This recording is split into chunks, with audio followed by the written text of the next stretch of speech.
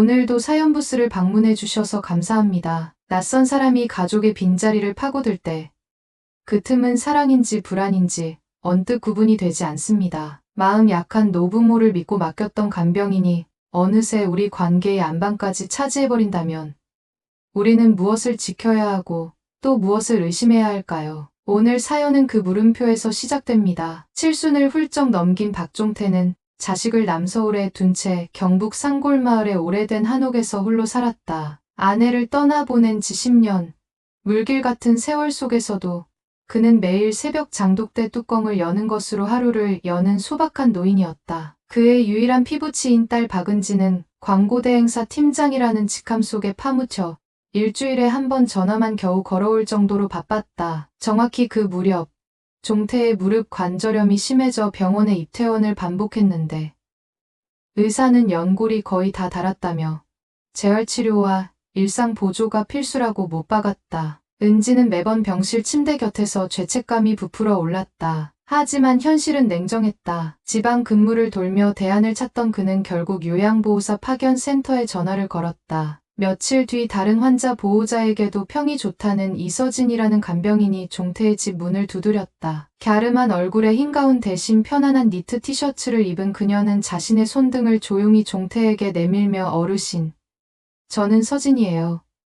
하루 종일 같이 지내며 불편함 없게 도와드릴 거예요. 하고 낮고 부드러운 목소리로 말했다. 그 순간 종태의 굳은 표정이 바람결처럼 풀렸고 은지는 다행이다라는 안도의 숨을 뱉었다. 첫 주가 지나자 서진은 아침마다 야쿠르트와 제철 과일을 작은 트레이에 담아왔다. 그리고 세심하게도 종태가 오래된 손때 묻은 라디오를 듣고 싶어 할 때면 다이얼을 맞춰주고 고무링이 느슨해진 장독대 뚜껑까지 손빨래줄로 단단히 묶어두었다. 집 안은 빠른 속도로 정돈됐고 거실 한쪽에 놓인 탁자 위에는 물 많이 마시기, 가벼운 스트레칭 같은 메모가 포스트잇으로 붙었다. 딸은 그 광경을 둘러보고 마음 한구석에 늘 살던 불안 대신 미안함이 겨우 자리를 잡았다고 생각했다. 하지만 반전의 씨앗은 시들지 않은 채 물을 먹고 있었다. 어느 금요일 저녁, 은지는 야근이 길어져 밤늦게 고속버스를 타고 내려와 부친의 집에 들렀다. 집 안은 어둡고 조용했으나 부엌 쪽에서 희미한 불빛과 속삭임이 새어나왔다. 문틈으로 본 광경은 묘하게 낯설었다. 서진이 종태의 퉁퉁 붓는 다리를 쓰다듬는 듯하면서도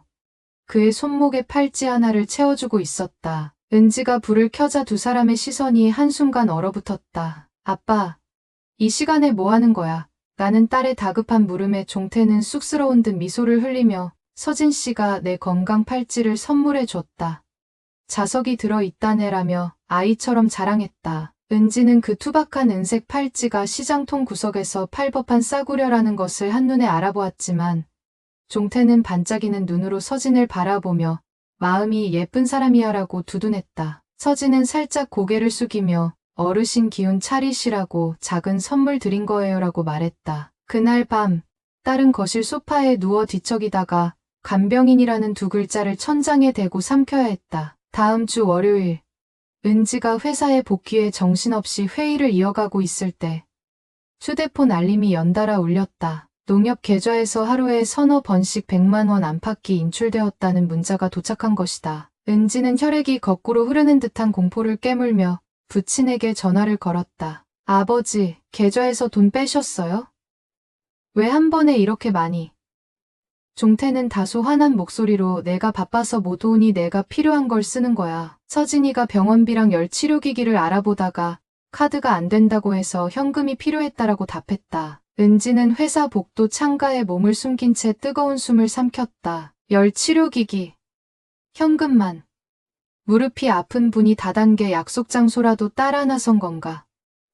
의심은 눈덩이처럼 굴러떨어졌지만 종태는 딸이 질문을 던질 때마다 서진이 없었으면 난 벌써 넘어져 골절됐을 거다라며 심지어 그녀를 더 적극적으로 감쌌다.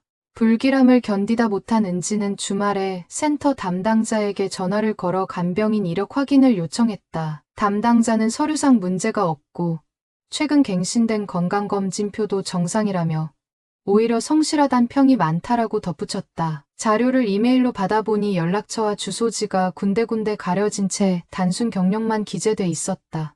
은지는 꼬리에 꼬리를 무는 의문의 잠을 이루지 못했고 결국 사설 탐정에게 비용 견적을 문의했다. 탐정은 다짜고짜 고액을 요구하며 만약 사기로 밝혀져도 경찰 수사로 연결되긴 쉽지 않다고 귀띔했다. 현실의 벽 앞에서 그는 망설였지만 아버지의 계좌가 뚫린 이상 시간을 끌 여유는 없었다. 그해 가을이 깊어갈수록 산골집엔 낙엽이 포개지고 종태의 집 지붕에도 느티나무 잎이 수북이 쌓였다. 이쯤 되면 서진이 같이 빗자루를 들어야 할 터였지만 일주일에 한 번씩 은지가 방문할 때마다 마당은 더 지저분해졌다.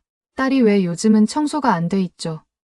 라고 조심스럽게 묻자 서진은 피곤해 보이는 얼굴로 어르신이 밤마다 통증이 심해 잠을 잘 못 주무셔서 제가 곁을 지키느라라고 대답했다. 그 말끝이 내려앉기도 전에 종태는 잡는 무슨 내가 너 힘들까봐 괜히 깨운 적 없다며 오히려 서진을 감쌌다. 두 사람 사이에서 은지는 마치 외딴 섬 위에 선 이방인이 된 기분이었다.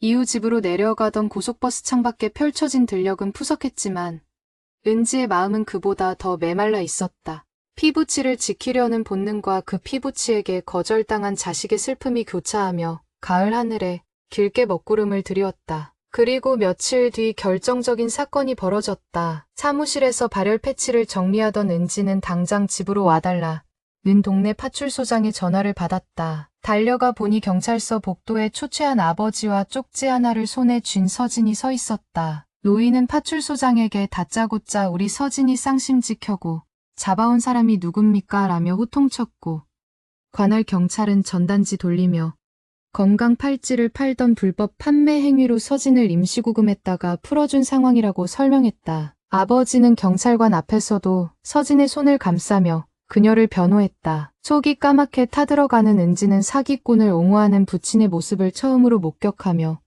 어쩌면 진짜 싸움은 서진이 아닌 마음을 조종당한 아버지 자신과의 싸움일지도 모른다는 절망감에 휩싸였다.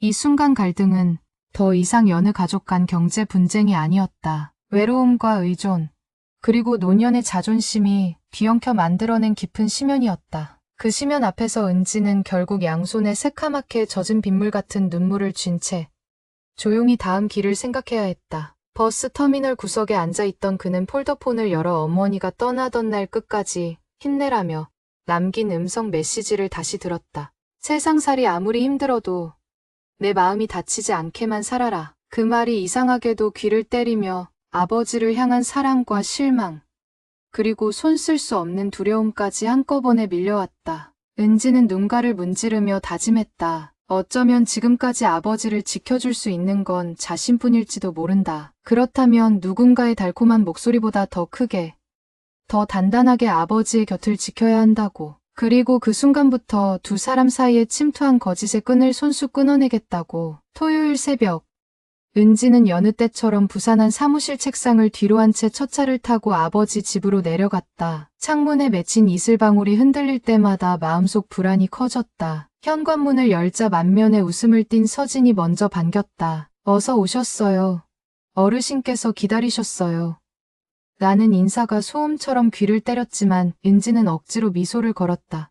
거실 소파에 앉은 종태는 여전히 수척했지만 은빛만은 이상하리만큼 반짝였다. 얼마 전부터 서진이 권한 영양제를 먹은 덕분이라며 딸보다 더 친근한 목소리로 그녀를 치켜세웠다. 은지는 테이블 위에 놓인 갈색 유리병을 집어들었다. 라벨엔 낯선 브랜드와 과장된 효능이 빼곡히 적혀 있었고 일일 권장량을 훨씬 웃도는 비타민 수치가 눈에 들어왔다.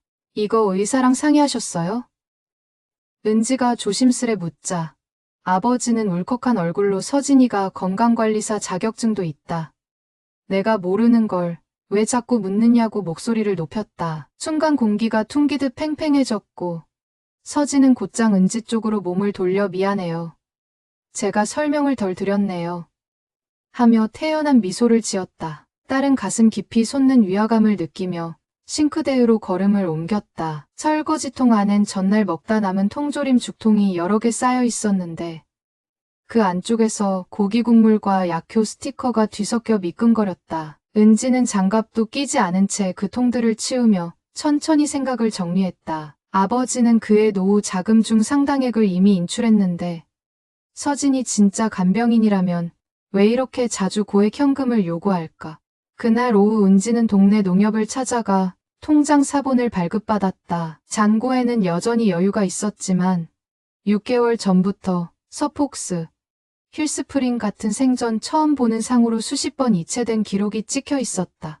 이체 메모란에는 간호비, 건강보조품 정기 배송, 납품비 등 애매한 단어가 적혀 있었다. 은지는 손끝이 떨렸지만 차분히 심호흡한 뒤 지점장을 찾아가 혹시 노인 대상 방문 판매나 대여금 사기 사례가 있는지 문의했다. 지점장은 고개를 저으며 계좌 사용 자체가 본인 의사 확인 절차를 거쳤으니 금융기관이 개입할 부분은 없다며 사실상 책임을 에둘러 피했다. 집으로 돌아오자 서진은 부엌 창가에 서서 전화를 받고 있었다. 작은 목소리였지만 은지의 귀엔 숫자가 반복되는 단어가 또렷이 들렸다. 예. 이번 달에도 300 맞춰서. 네. 어르신 동의 받았습니다. 서진은 통화를 끝내고 은지를 보자 순간 눈길을 피했다. 은지가 무슨 전화였냐고 묻자 서진은 허리를 구부려 고무장갑을 벗으며 의료소 모품 배송 확인이었어요. 라고 답했다. 그 짧은 순간 은지는 서진의 손목에 얇게 남은 흉터 자국을 발견했다. 바늘 끝이 반복해서 긁은 듯 희미한 세 줄의 선. 직업상 생길 수 없는 상처라면 무엇일까? 밤이 되도록 아버지는 간간히 통증을 호소하며 침대에 누웠고 서진은 손으로 직접 종태의 허벅지 근육을 눌러주며 따뜻한 수건으로 무릎을 감싸주었다. 은지는 그 모습을 문 밖에서 지켜보다 조용히 방으로 돌아왔다. 마음 한구석에서 스멀스멀 피어오르는 죄책감은 정작 자신이 아버지를 돌보지 못한 빈자리를 누군가 대신 채우고 있다는 사실 때문이기도 했다. 그러나 그 채움이 탐욕에서 비롯된 것이라면 더 늦기 전에 멈춰야 했다. 다음 날 새벽, 은지는 서진 몰래 안방 장롱 깊숙한 서랍을 살폈다. 모노톤의 네일 사이사이에 마치 숨겨놓은 금고처럼 여러 장의 현금 영수증이 구겨진 채 끼워져 있었다. 링고 세트 대여 186만원, 원적 외선 전신 베개 240만원, 건식 반신욕기 예약금 350만원. 금액이 클수록 판매처 주소는 더욱 불분명했고 영수증 맨 하단엔 휴대폰 번호를 팩스처럼 숫자만 나열해 적어둔 흔적이 있었다. 은지는 퍼뜩 장롱문을 닫으며 심장이 뛰는 소리를 억눌렀다. 점심 무렵 은지는 핑계를 대며 서진을 마을보건소까지 태워다 준다고 차에 태웠다. 고갯길을 오르는 동안 은지는 차창 너머로 스쳐가는 연두빛 산능선을 바라보며 최대한 담담히 물었다. 혹시 아버지께 구매 권한을 대신 행사하는 일까지 맡으셨나요? 서진은 길게 숨을 들이마시더니 도시에 계신 따님이 바쁘시니 제가 몇 가지 편의를 나고 조심스레 말했다. 은지는 브레이크를 밟으며 시선을 돌렸다. 그런데 왜 서류에 내 연락처가 빠져 있죠? 큰돈이 오갈 땐 보호자 연락이 기본 아닌가요?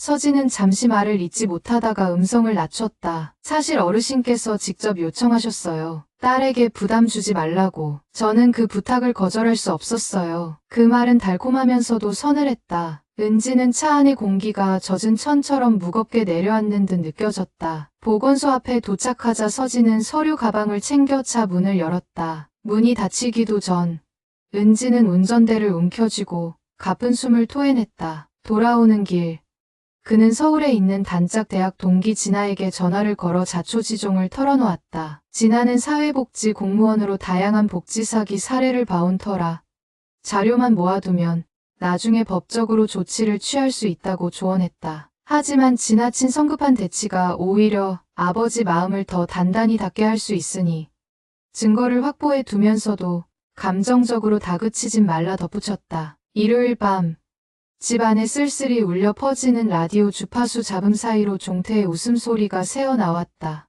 은지는 방문 틈으로 아버지가 서진에게 새로 산 전기 찜질기를 자랑하며 마치 아이처럼 들뜬 모습을 보았다. 그의 볼은 발그스름했고 눈가는 잔잔한 주름 속에서 반짝거렸다. 딸은 그 미소가 진정한 행복인지 의존인지 분간할 수 없었다. 다음 날 새벽 은지는 다시 서울행 버스에 몸을 실었다. 차창 밖 어둠은 서서히 물러났지만 마음속 어둠은 짙어졌다. 순환고속도로를 도는 동안 그는 스마트폰 메모장에 간단한 리스트를 적었다. 통장 상세거래 내역 스크린샷 저장, 간병인 계약서 원본 확보, 서진 주민등록 초본 열람 요청.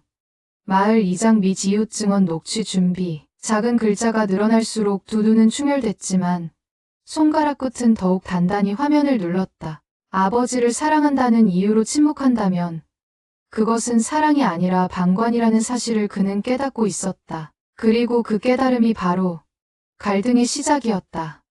3부. 서울로 올라온 뒤 은지는 숨 돌릴 틈 없이 움직였다. 아침 일찍 구청에 들러 노인 돌봄 종합 서비스 담당자를 찾아가 간병인 등록번호와 자격증 진위 확인을 요청했으나 돌아온 대답은 개인정보 보호로 세부 열람은 불가하다는 차가운 관례뿐이었다. 그는 자리에서 일어나며 서류를 내려다보았다. 서진의 이름 옆엔 만성질환독거노인 전문이라는 짧은 소개만 덩그러니 남아있었다.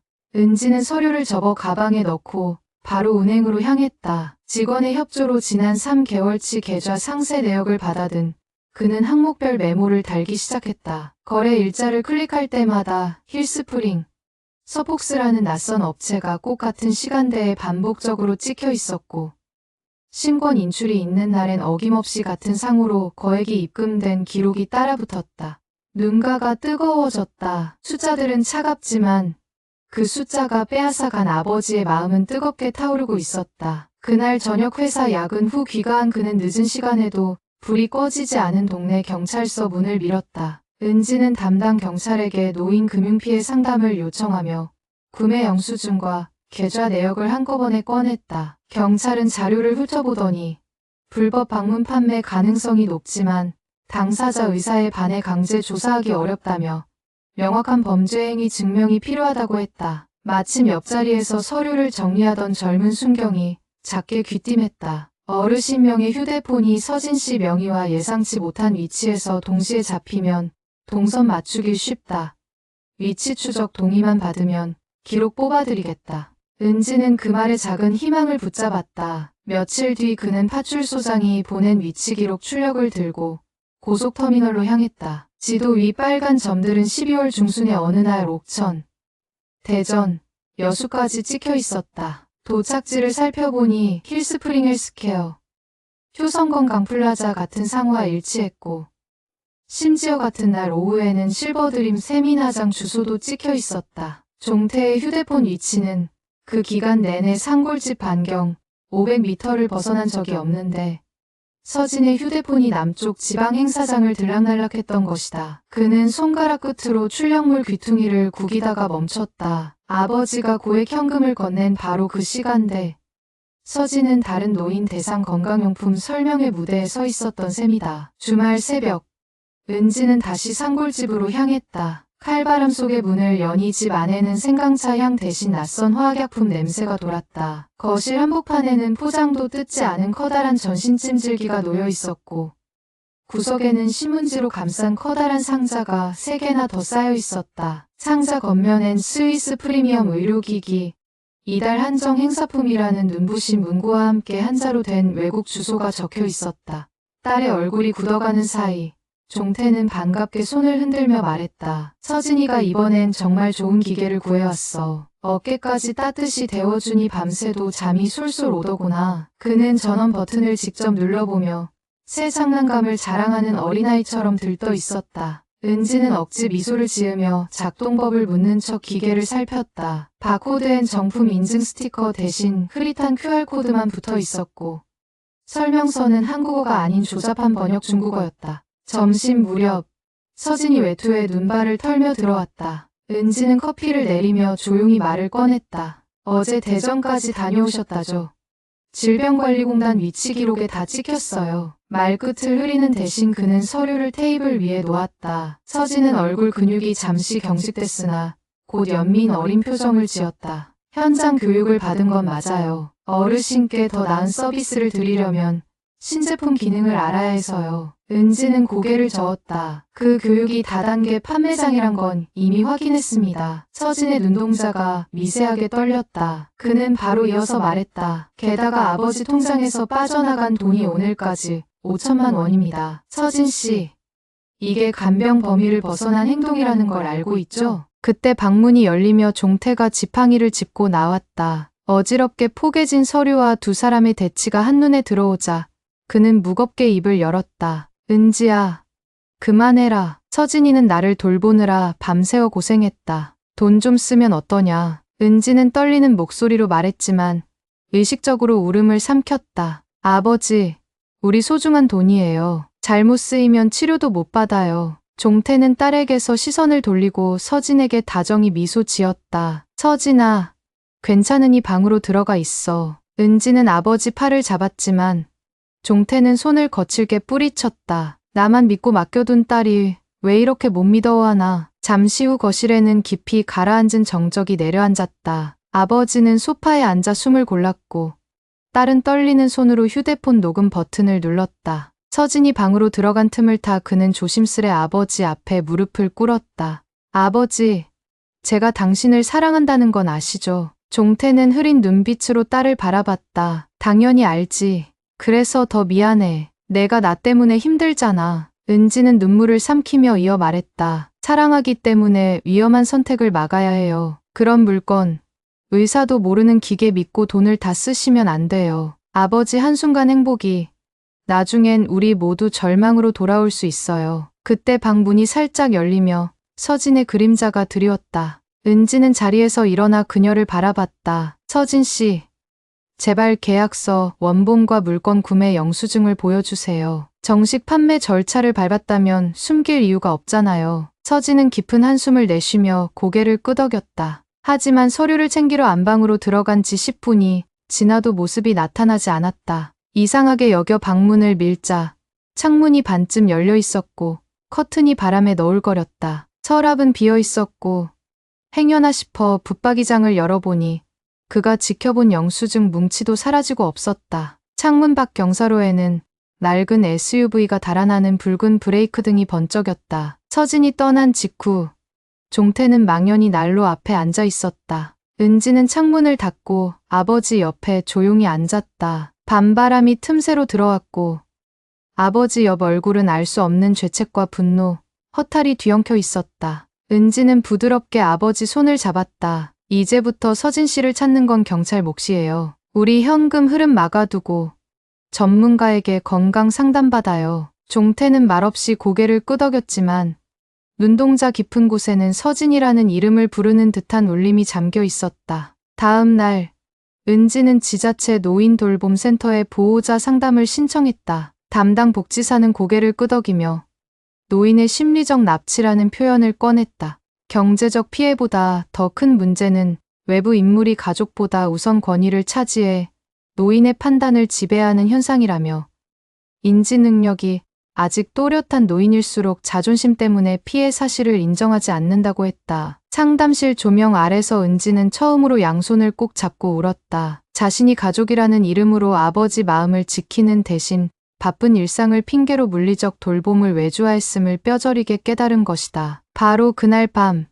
종태는 갑작스러운 고열로 읍내 병원 응급실에 실려갔다. 의사는 고비는 넘겼지만 만성 관절염 악화와 탈수 증세가 동반됐다며 당분간 절대 안정이 필요하다고 했다. 병실 형광등 불빛 아래 누운 아버지는 영양제 주입 바늘이 꽂힌 팔을 힘없이 들어 딸을 잡았다. 미안하다. 내가 누굴 믿어야 할지 몰랐다. 눈물 젖은 목소리는 실오라기처럼 끊어졌지만 딸은 아버지 손을 꼭 쥐며 속으로 다짐했다. 지금부터는 절대 흔들리지 않겠다고. 그리고 병실 창 너머로 깊은 겨울이 밀려오고 있었다. 산골 마을에서 시작된 한밤의 싸움은 이제 더 큰 도시에 자리한 병실로 옮겨졌고 거기서 딸은 무너진 신뢰의 잔해 위에 새 기둥을 세워야 했다. 서진이 남긴 흔적은 경찰 수사로 넘어갔지만 은지는 알고 있었다. 진짜 싸움은 법정이 아니라 아버지 마음속에서 계속될 것임을. 싸움의 전선이 변한 만큼 그녀는 아버지의 마음이 서서히 회복될 시간을 버티는 인내와 남은 돈을 지켜내는 현실적 전략을 함께 준비해야만 했다. 피해 신고서를 작성하던 그의 볼 위로 형광등 불빛이 조용히 미끄러지며 한 줄 눈물을 적셨다. 긴 터널처럼 누적된 갈등이 이제 본격적으로 깊어지고 있었다. 병원 복도 끝 창문에 겨울 햇살이 엷게 내려앉던 아침.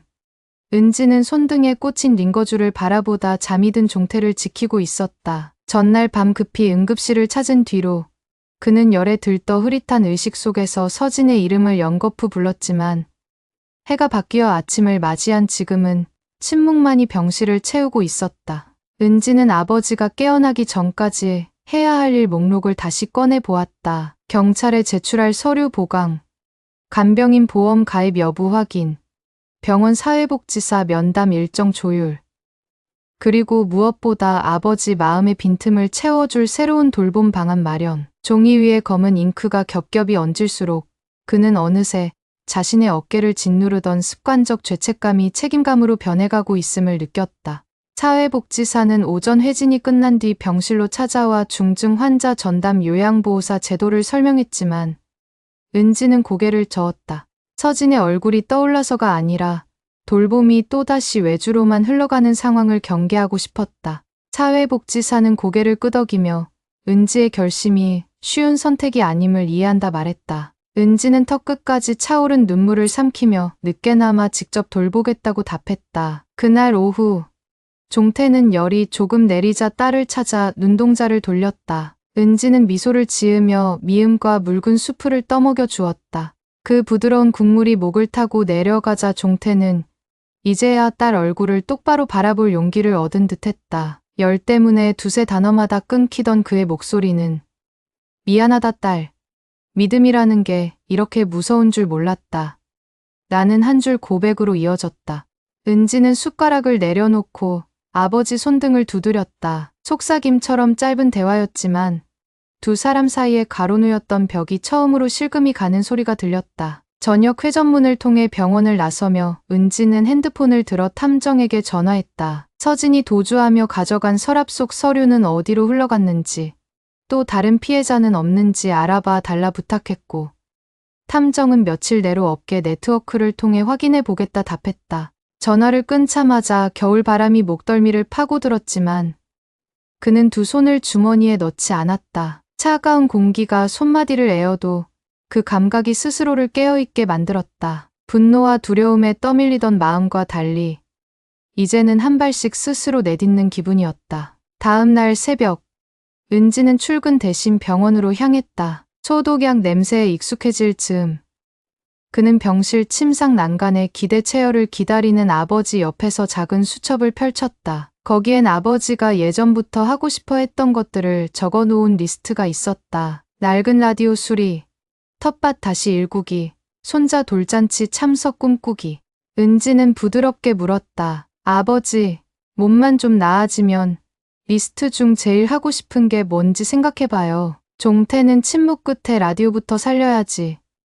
내 엄마가 좋아하던 트로트를 다시 들어야 하니까 라고 말했다. 그 대답은 은지 가슴 어딘가를 뜨겁게 건드렸다. 그는 속으로 다짐했다. 빼앗긴 건 돈뿐만이 아니라 시간을 향한 희망이었음을.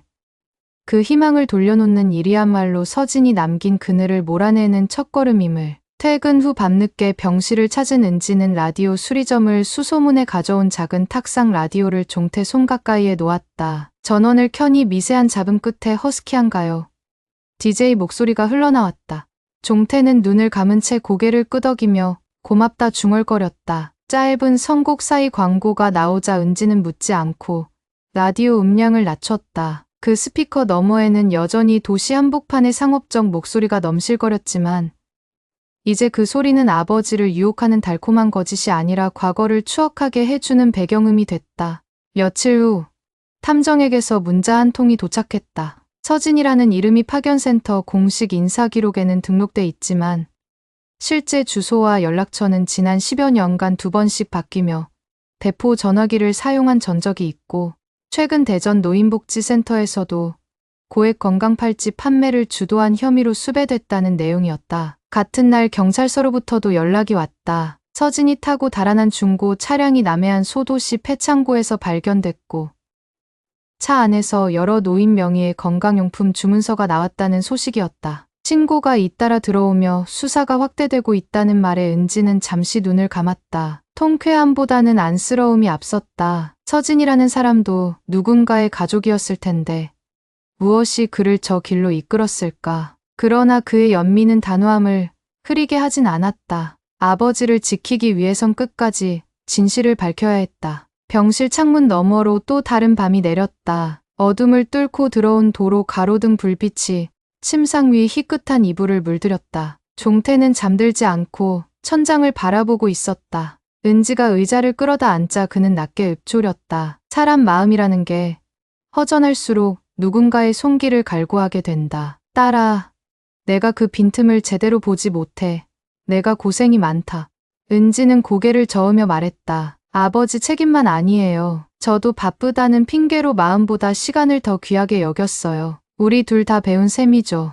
종태는 흘기 딸을 바라보다 빙긋 웃었다. 눈가에 맺힌 주름 사이로 오래간만에 평온이 흘렀다. 그 밤 이후 종태의 회복 속도는 눈에 띄게 빨라졌다. 물리치료실에서 재활 운동을 하며 그는 물병을 스스로 들었고 휠체어를 밀어주는 간호사에게 고맙다는 인사를 빠뜨리지 않았다. 은지는 업무가 끝나면 곧바로 병원으로 달려와 아버지와 함께 병원 옥상 정원에 나갔다. 겨울에는 짧았지만 옥상 위 공기는 도시 상공에서도 서늘하고 깨끗했다. 아버지는 철제 난간에 기대어 흰숨을 내쉬며 말했다. 햇살이 따뜻하구나. 곧 봄이 오겠지. 그 말에 은지는 미소 지었지만 머릿속엔 아직 해결되지 않은 과제가 떠올랐다. 남은 피해금 반환 절차, 서진 신병 확보, 장기 재활 계획, 과제는 쌓여 있었지만 은지는 예전처럼 막막하지 않았다. 이제 그는 문제를 피해 숨지 않고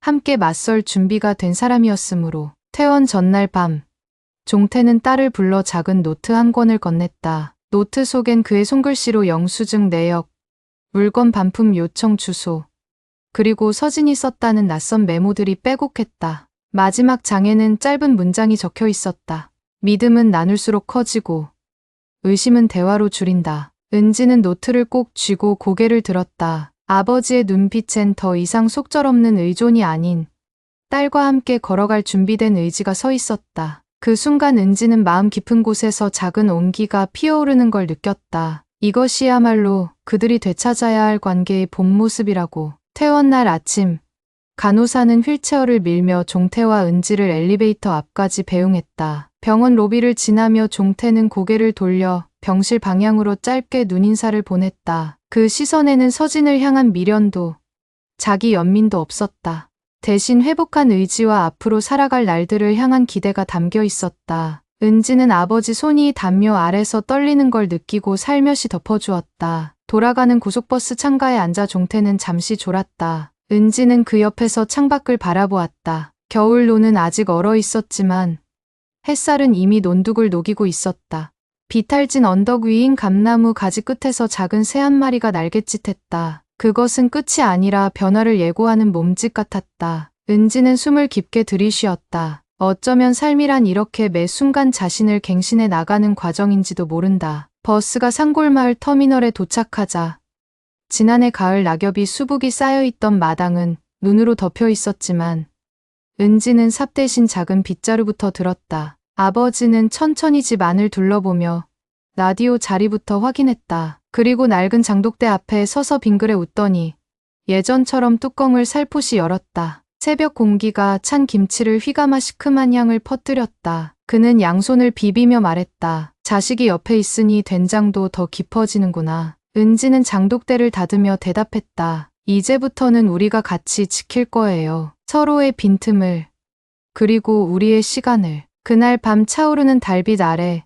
산골집 툇마루에 나란히 앉은 부녀는 오래도록 말을 잇지 않았다. 말 없는 침묵이었지만 그 틈새의 스민 공기는 여느 겨울밤보다 따뜻했고 멀리서 개울물 소리가 잔잔히 흘러나왔다. 은지는 그 소리를 들으며 마음속에 자리했던 서진의 그림자가 희미해지는 것을 느꼈다. 아직 해결해야 할 법적 절차와 경제적 복구가 남았지만 감정의 축은 이미 다른 곳으로 이동해 있었다. 그 축 위에서 부녀는 비로소 서로를 제대로 바라보기 시작했고 그 시선은 서서히 두 사람을 변화시키고 있었다. 긴 싸움의 한복판에서 부녀는 서로를 의심과 불신이 아닌 신뢰와 사랑으로 다시 잇는 방법을 찾아가고 있었다. 그리고 그 변화는 눈에 보이지 않는 균열을 수리하듯 조용하지만 확실하게 새로운 미래의 밑그림을 그리고 있었다. 퇴원한 뒤 첫 일주일은 두 사람 모두에게 숨 고르기였다. 박종태는 집 안작은 온돌방에 눕지 않고 일부러 창가 책상에 앉아 라디오 수리 매뉴얼을 펼쳤다. 트랜지스터 위치를 설명하는 장글씨를 손톱 밑이 시커멓게 될 때까지 따랐으며 그는 다시 무언가를 배운다는 설렘으로 스스로를 되살렸다. 박은지는 새벽마다 마당에 눈을 치우고 산길을 걸으며 머릿속 절차를 정리했다. 파견센터에 정식 항해 공문을 보냈고 노인돌봄 종합서비스 담당 팀장과 영상 회의를 열어 간병인 검증 프로토콜 강화를 요구했다. 하루는 읍내 보건소장이 집을 방문해 종태의 건강 상태를 점검했다. 그 자리에서 은지는 외부 공적으로만은 해결되지 않을 내적 균열을 자각했다. 그래서 그는 상담센터 추천을 받아 가족 집단 심리 프로그램을 신청했다. 밤에 모닥불을 피워두고 종태에게 조심스레 전했다. 아버지, 저도 마음이 어두울 때 전문 도움을 받으니 훨씬 가벼워졌어요. 종태는 한참 라디오 안테나를 만지작거리더니 고개를 끄덕였다. 사람 손보다 어려운 게 마음 손질이지. 라며 쓴웃음을 지었다. 다음 날부터 주 1회 화상 상담이 시작됐다. 상담사 질문에 종태는 처음엔 무뚝뚝했다. 그러나 서진이 어떤 말투로 자신을 안심시켰는지 어느 순간부터 현금이 빠져나가는데도 이상하리만큼 편안했는지 고백하며 얼굴이 빨개졌다. 은지는 화면 옆에서 조용히 그의 어깨를 감쌌다. 상담사는 노년층이 겪는 정서적 고립이 신뢰 결핍과 동일인이 아닌 동행 결핍에서 비롯된다 설명했다. 그 말은 종태에게 송곳처럼 박혔다. 그는 비로소 결핍의 이름을 외로움이라 인정했고 은지는 그 외로움을 숫자로만 메웠던 과거를 떠올리며 속으로 눈물을 삼켰다. 상담 종료 뒤 은지는 작은 알람을 설정해 두었다. 오전 9시마다 울리는 알람이 땡땡 소리를 내면 두 사람은 서로에게 근황 한 줄을 말해야 했다. 오늘은 청소를 했다. 점심 메뉴는 콩나물국이다. 아주 짧은 문장이었지만 그 꾸준함이 서서히 벽을 무너뜨렸다. 은지는 회사 야근을 줄이기 위해 팀 동료와 업무 스케줄을 재조정했다. 회식도 과감히 빠지고 주말엔 산골집에 내려와 아버지와 함께 된장을 뒤적였다. 군침 도는 냄새 사이에서 종태는 풋고추 하나를 꺼내 씹으며 말했다. 내가 오래 살려면 네 손맛도 받아먹어야지. 딸은 웃으며 된장범벅 고추를 반으로 나눴다. 겨울 끝자락 대문 밖 들판엔 서리빨 대신 여린 흙내가 올라왔다.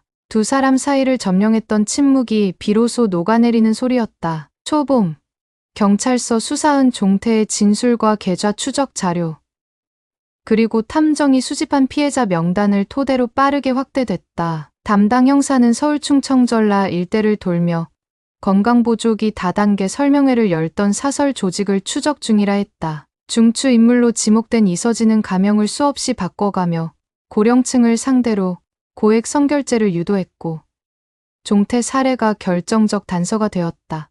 은지는 피해자 대표로 수사협조서를 작성하며 다시금 서류 더미 속으로 들어갔다. 그는 경제정서 혼합 피해 항목까지 포함한 민사소송 준비도 진행했다. 시장 바닥을 닮은 법률 용어 속에서도 딸은 단단히 버텼다. 어느 금요일 오후 형사에게서 급히 연락이 왔다. 남해군 소도시 여관에서 서진을 검거했다는 소식이었다. 주말 딸과 아버지는 새벽버스를 타고 남해 경찰서로 향했다. 신문실 건너편 유리창 너머에 앉은 서진은 초췌했지만 여전히 매끄러운 말투로 치료기 임대라 합법적 계약이었다고 주장했다. 형사는 통장 입출금 흐름과 허위 주소지를 지적했고 서진은 잠시 시선을 내리깔았다. 그때 종태가 떨리는 목소리로 마이크 버튼을 눌렀다. 서진 씨. 그는 씨앗처럼 작은 한숨을 삼킨 뒤 말했다. 그날 밤 당신이 내 다리를 문질러주며 가족보다 나를 잘 이해한다고 했지. 그 말이 내겐 위안이었다오. 하지만 위안 뒤엔 너른 방 한가운데 커다란 빈 지갑이 놓여 있었소. 서진의 어깨가 미세하게 흔들렸다. 그는 눈을 질끈 감았다. 종태는 이어서 당신 손길이 따뜻해 믿음을 줬다면 그 믿음도 책임이 필요하오. 내 돈보다 믿음을 돌려주시오. 라고 덧붙였다. 딸은 등 뒤에서 두 손을 꼭 움켜쥐고 숨을 들이마셨다. 그 순간 유리창 밖 서진의 눈가엔 처음으로 반짝이는 물기가 스쳐 지나갔다. 조서 작성이 길어지자 은지는 복도 의자에 앉아 파란 자판기 커피를 마셨다. 종태는 조용히 옆에 앉아 말했다. 사람 마음 돌처럼 단단한 줄 알았더니 모래처럼 흩어지더라. 그래도 내가 걷는다. 쓸모 있는 진실을 찾아. 은지는 미소 지으며 아버지 종이를 살짝 접어 손바닥에 쥐어 주었다. 그 종이는 그가 새벽마다 적어 내려간 회복 계획이었다. 첫째, 하루에 물 2컵 더 마시기. 둘째, 마을 경로당 정기 봉사 시작. 셋째, 현관에 가족 사진 걸기. 며칠 뒤 검찰 송치가 결정되고 압수된 창고에서 나온 재고품 판매금이 법원 명령으로 피해자들에게 순차 반환되기 시작했다. 전체 금액을 모두 돌려받긴 어려웠지만 은지는 현금보다 중요한 걸 얻었다는 걸 알았다. 신뢰 붕괴의 늪에서 빠져나온 아버지가 다시 자신을 믿기 시작했으므로 봄 햇살이 사너리를 적시던 어느 날 종태는 은지와 함께 읍내 경로당을 찾았다. 그는 벽장에 쌓여있던 낡은 라디오를 꺼내 망가진 톱니바퀴를 교체해 주었다. 동네 어르신 몇이 몰려와 귀를 기울였고 오래된 트로트가 스피커를 타고 흘러나오자 경로당의 작은 파도가 일었다. 무릎이 굳은 할아버지는 박자를 맞춰 손뼉을 치고 휠체어 앉은 할머니는 고개를 끄덕이며 가사를 따라 불렀다. 그 사이 은지는 차곡차곡 영양제 복용 캘린더를 작성해 벽에 붙였다. 오후 햇살이 구름 사이로 번지며 방 안을 한껏 밝혔고 종태는 웃으며 딸을 불렀다. 봐라. 믿음이란 게 이런 소리로 흘러나온다. 이곳엔 서진도, 다단계도, 두려움도 없구나. 그러나 완전한 끝맺음은 아직이었다. 서진이 속해 있던 조직의 또 다른 핵심 간부가 도주 중이라는 소식이 전해지자 은지는 피해자 연대 모임을 조직했다. 영상통화로 연결된 20명의 얼굴 중에는 자신처럼 눈가에 깊은 주름과 후회가 엉킨 노부모가 있었고 일터에서 뛰쳐나온 딸아들이 있었다. 그들은 순서대로 피해 경위를 말하고 서로를 위로했다. 은지는 회의를 마무리하며 말했다. 우리 모두 빼앗긴 건 돈만이 아닙니다. 마음의 자리를 되찾아야 합니다. 조직은 때로 몰려와도 우리는 더 큰 때를 만들 수 있습니다. 모니터 화면 구석마다 작고 강한 박수가 터졌다. 3주 뒤 1차 공판이 열렸다. 법정 한복판에 선 서진은 고개를 들어 피해자석을 바라보았다. 그곳엔 종태를 비롯해 16명의 어르신이 앉아 있었다. 변호인은 선한 동기와 시장 관행을 주장했지만 판사는 피해 규모와 정서적 손상을 언급하며 준엄한 어조로 심리를 이어갔다. 중간에 증인석에 선 종태는 재판부에 담담히 진술했다. 나를 속인 건 비단 금전이 아니오. 누군가를 다시 의심하게 만든 세월이오. 그러니 나는 돈보다 시간의 피해를 묻고 싶소. 방청석은 숨소리조차 삼켰다. 판사는 사건을 종합해 선고를 다음 달로 미뤘다. 법정을 나서는 길. 종태는 어깨를 조금만 올려도 아팠던 팔로 은지 등을 토닥였다. 넌 내 방패였고 나는 내 벽이었구나. 이제 서로를 비춰주는 창이 되자꾸나. 여름을 앞둔 삼봉우리엔 밤이슬 대신 꽃샘바람이 불었다. 판결문이 도착한 날 부녀는 마당에 평상을 꺼내놓고 자두 모종을 손질했다. 서진은 징역과 추징금을 선고받았고 남은 조직원도 동시다발 수사가 이어졌다. 반환금은 실손실의 절반에도 못 미쳤지만 종태는 그 돈으로 무릎 보조기와 텃밭 울타리를 샀다. 한밤중에도 무릎 통증이 덜해지자 그는 다시 마당 한가운데 서서 별을 올려다보았다. 옆에서 은지는 여름 밤 공기를 들이마시며 아버지 귓가에 속삭였다. 우리가 다시 별을 보내요. 대답 대신 종태는 손전등 불을 꺼 달라 했다. 어둠 속에서 별빛은 더 선명했고 두 사람의 그림자가 기와 지붕 위로 길게 늘어졌다. 어느 월요일 아침 은지는 회사를 그만두지 않고도 유연근무제를 신청해 마을 공공도서관 원격근무센터에서 일하기 시작했다. 점심시간이면 맞은편 경로당에 들러 어르신 글읽기 모임을 돕고 퇴근 뒤엔 아버지와 라디오 수리 워크숍을 열었다. 첫날 참가자 명단에 낯익은 이름이 있었다. 서진 사건 피해자 명단의 한 어르신이었다. 은지는 그를 반갑게 맞으며 라디오 뚜껑을 여는 법부터 천천히 보여주었다.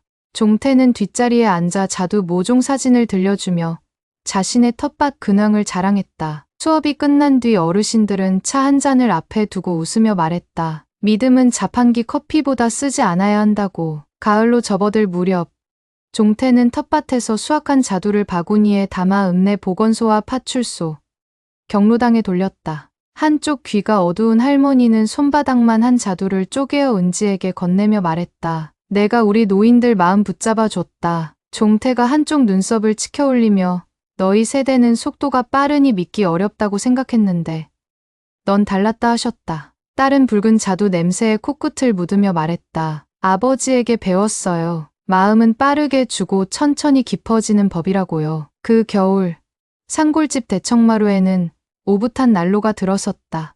난로불 옆 탁자 위엔 예쁘게 제본된 책 한 권이 놓였다. 제목은 우리가 되찾은 시간. 은지가 피해자 모임 경험을 에세이로 묶어 출간한 것이었다. 이 책은 소셜미디어에서 작게 회자되며 도심 서점 한 켠에 비치됐다. 기자가 인터뷰를 요청했지만 은지는 고개를 저었다. 추운 날 먼 길 와서 별이 얼마나 찬란한지 보고 간다면 그걸로 족하다. 라며 웃었다. 첫눈이 내린 밤.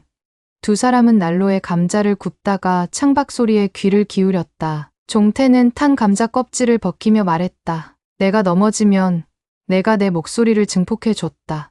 은지는 감자를 반으로 갈라 속살을 식탁 위 접시에 올리며 말했다. 넘어지지 마시는 게 좋지만 넘어져도 같이 일어나면 됩니다. 종태가 빙긋 웃었다. 밖에 내려앉은 눈은 새벽까지 마당을 환하게 밝혔다. 노인 돌봄 센터에서 추천받은 지역 어르신들도 함께 눈을 쓸며 겨울이면 눈이 와야 산골 맛이 난다고 농담을 던졌다. 모두의 웃음 속에서 은지는 깨달았다. 신뢰란 결국 한 사람의 어깨를 넘어 많은 어깨로 확장될 때 완성된다는 사실을. 그 확장은 마침내 분열을 넘어 마을 전체를, 더 나아가 같은 아픔을 겪은 이웃을 감쌌다. 어느새 달이 기울고 난로가에서 감자를 나누어 먹던 사람들은 차례로 집으로 돌아갔다. 종태는 낚싯대처럼 길게 늘어진 겨울 별빛을 올려다보며 딸에게 속삭였다. 긴 시간이었지만 결국 우리가 이겼구나. 은지는 아버지 팔을 잡고 대답했다. 우리가 아닌 우리가 되어준 모든 사람 덕분이죠. 그 순간 둘은 말없이 툇마루 앞 눈밭에 같은 발자국을 남겼다. 차갑지만 단단한 눈 밑 얼음이 발 뒤꿈치를 떠받치고 있었다. 그것은 무너지지 않는 신뢰의 감촉과도 같았다. 사연부스를 끝까지 함께 들어주신 모든 분께 진심으로 감사드립니다. 믿음이 흔들릴 때 가장 먼저 바람에 날리는 것은 마음이라는 이야기를 오늘 나누었습니다. 누군가의 손길이 따뜻하다 느껴져 디대고 싶어질 때일수록 그 따뜻함 뒤에 숨어 있을지 모를 텅 빈 틈을 살피는 지혜가 필요합니다. 하지만 동시에 상처 입은 마음을 치유해 주는 것도 결국 사람과 사람 사이의 온기라는 사실을 잊지 않았으면 합니다. 오늘 사연 속 부녀가 그랬듯 우리 역시 삶의 어느 길목에서 넘어질지라도 서로에게 등을 내밀어 일으켜 세우는 존재가 되길 바랍니다. 사연부스는 언제나 여러분 곁에서 진솔한 사연 이야기로 마음을 두드릴 것을 약속드립니다. 지금까지 사연부스였습니다.